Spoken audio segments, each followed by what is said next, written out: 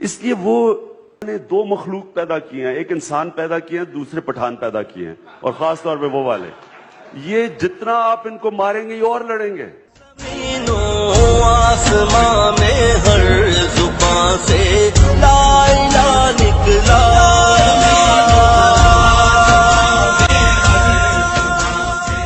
پاکستان کے بھیتر اس پہ آپ قابو پا لیں گے. تو کیسے کیا جائے گا یہ؟ کیسے آپ آتنکواد پہ قابو پائیں گے 3 مہینے کے اندر؟ اتنی مشکل ہندی استعمال. آپ کا مطلب کہ دہشت گردی؟ دہشت گردی کو آپ کہہ رہے ہیں کہ 90 ڈیز میں آپ ختم کر دیں گے. اس کا کیا ہم نے نام کیا تھا؟ آتنکواد. اچھا دیکھیں، یہ ذرا آپ سب کے لیے سمجھنا ہے مسئلہ کیا ہے اس وقت. کیوں پاکستان جنگ ہار رہا ہے دہشت گردی کی؟ دہشت گرد جو ملیٹنٹس ہیں یہ کتنے ہیں؟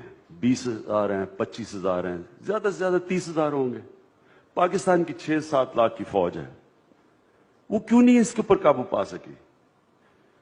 کیوں امریکہ کی دنیا کی تاریخ میں ایسی ملٹری مشین آئی نہیں جو آج امریکہ کے پاس ہے؟ وہ کیوں نہیں جیت سکتے افغانستان میں؟ ایک ورڈ: جہاد.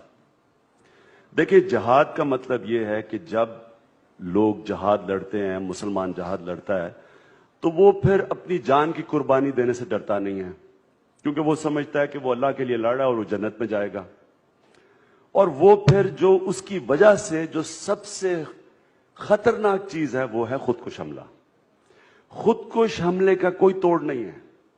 نہ امریکن ابھی تک اس کا توڑ نکال سکے ہیں، نہ پاکستان کی فوج نکال سکی. میں شروع سے، اب مجھے 8.5 سال ہو گئے ہیں، ایک بروکن ریکارڈ کی طرح میں بار بار کہتا جا رہا ہوں کہ اس جنگ کا کوئی ملٹری سولوشن نہیں ہے. اس کی وجہ سے کہتے ہیں جی آپ طالبان کے حمایتی ہیں، کیونکہ لوگوں کو سمجھ نہیں ہے کہ یہ فنومنا کیا ہے. میں وہ پاکستانی ہوں جس نے 20 سال پہلے کتاب لکھی تھی اپنے قبائلی علاقے پہ جس کا نام تھا واریر ریس. وہ کتاب میں نے انگریزوں کی ساری تاریخ بتائی تھی، جو 80 سال انگریز انٹریکٹ کرتا رہا قبائلی علاقے سے. انگریز نہیں جیت سکا، وہاں سپر پاور تھا اپنے وقت کا، وہ دلدل میں پھنسا ہوا تھا. آپ حیران ہوں گے کہ وزیرستان میں زیادہ انگریز فوجی مرے بنسبت سارے ہندوستان کے اندر. اس لیے وہ اللہ نے دو مخلوق پیدا کیے ہیں، ایک انسان پیدا کیے ہیں، دوسرے پٹھان پیدا کیے ہیں، اور خاص طور پہ وہ والے. یہ جتنا آپ ان کو ماریں گے یہ اور لڑیں گے. میں اس لیے ان کو بتاتا جا رہا تھا یہ کاؤنٹر پروڈکٹیو ہے. آپ بامبنگ کر رہے ہیں ان کے گاؤں کے اوپر، آپ آرٹلری چلا رہے ہیں، ان کے بیوی بچے مار رہے ہیں.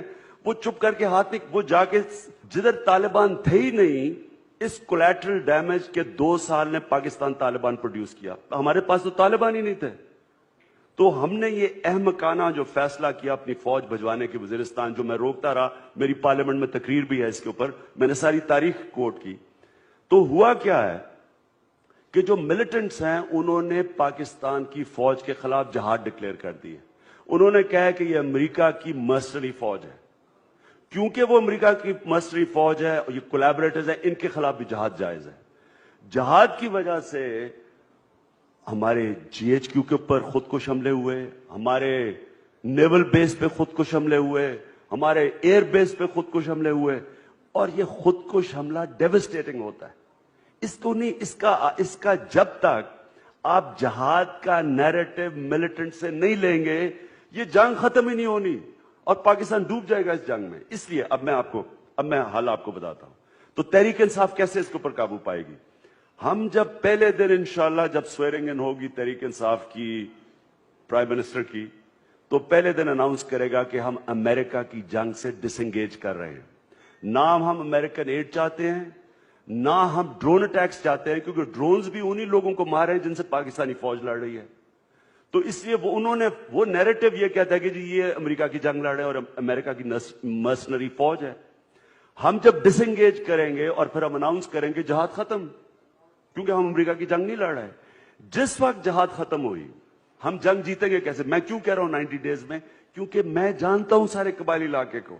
میں 1 لاکھ لوگوں کو وزیرستان لے کے گیا، جرنلسٹ کو لے کے گیا وزیرستان کے لوگوں سے ملانے کے لیے جو سب سے زیادہ لڑنے والے ہیں. ان کو صرف یہ بتانے کے لیے لے کے گیا تھا کہ جرنلسٹ جب ان سے پوچھیں گے کہ کیا اگر جہاد ختم ہوگی آپ اپنے علاقے کو واپس لے لیں گے؟ آپ کے پاس، ہمارے پاس 8-9 لاکھ قبائل کے لڑنے والے لوگ ہیں، ملیٹنٹس ہیں. सारे जो मिलिटेंट्स हैं वो सिर्फ 20-30 हजार हैं। तो सिंपल मैथ्स है कि जिस वक्त जहाद खत्म हुई, कबायली इलाके के लोग मुजाहिदीन के खिलाफ नहीं लड़ेंगे, लेकिन जब जहाद आपने खत्म कर दी, अमेरिका की जंग नहीं है, वो ये हफ्ते के अंदर ये अपनी जमीन को वापस ले लेंगे। और हम जंग तब जीतेंगे जब कबायली इलाके के लोग हमारे साथ आएंगे। अगर हम उनको बमबारी करके, उनके औरतें बच्चे मार के उनको उधर धकेलते रहेंगे तो ये जंग कभी खत्म ही नहीं होगी। तो इसलिए मैं जब कहता हूं 90 डेज, मैं ये कहता हूं कि डिसएंगेज करके, जहाद का नैरेटिव खत्म करके हम बड़ी जल्दी जंग जीत जाएंगे। और फिर जो वेरियस सेक्टेरियन आउटफिट्स हैं, मिलिटेंट ग्रुप्स हैं, उसके बाद पुलिस का निजाम ठीक करके, पुलिस को मजबूत करके हम फिर डीवेपनाइजेशन करेंगे पाकिस्तान में, और किसी किस्म की मिलिशिया, आर्म मिलिशियाज को अपने मुल्क में फंक्शन नहीं करने देंगे। अगर इमरान खान पॉलिटिक्स में और पावर में इसलिए आ रहा है कि उसने अपनी फैक्ट्रियां लगानी, अपने बैंक बैलेंसेस स्विस बैंक में पैसे रखने हैं, तो वो भी कुछ नहीं करेगा। वो अपने आप को पहले रखेगा और मुल्क को आगे बाद में रखेगा। लेकिन अगर हमारी हुकूमत ने ये फैसला किया कि ये हमारे गोल्स हैं, ये हमारे मिशन है, ये हमारी विजन है, और वो प्रायोरिटी लेगी, तो उसमें आपको यकीन दिलाता हूं कि सब फॉलो करेंगे। मैं आपको फिर से मिसाल देना चाहता हूं, तुर्की की जो मिसाल है, ये आप सब याद रखें कि तुर्की की फौज ने वही किया जो पाकिस्तान की फौज ने पाकिस्तान से किया। लेकिन तुर्की के अंदर एक ऐसा लीडर आया जो स्टेट्समैन था, उसने उसी फौज को अपने काम पे लगा दिया जो है कि बॉर्डर्स को डिफेंड करना। और वही लीडर मॉरल अथॉरिटी की वजह से आज आप देख लें कि वो कहां से कहां तुर्की को ले गया और उसकी विजन है। क्योंकि सबसे बड़ी बात यह है कि उसके पास मॉरल अथॉरिटी इसलिए है कि लोगों को, सब अवाम को पता है कि ये अपने लिए नहीं पावर में आया, ये मुल्क को बेहतरी में आया है। और आज तुर्की की जो ग्रोथ रेट है वो चाइना के बाद सेकंड हाईएस्ट है। तो इसलिए लोग उसके पास मॉरल अथॉरिटी है। देखिए, अगर एक डेमोक्रेटिक गवर्नमेंट अपनी मॉरल अथॉरिटी खो बैठती है तो फिजिकल अथॉरिटी फौज के पास होती है। ट्रस्ट बनाने का एक बहुत बेहतर तरीका ये होगा।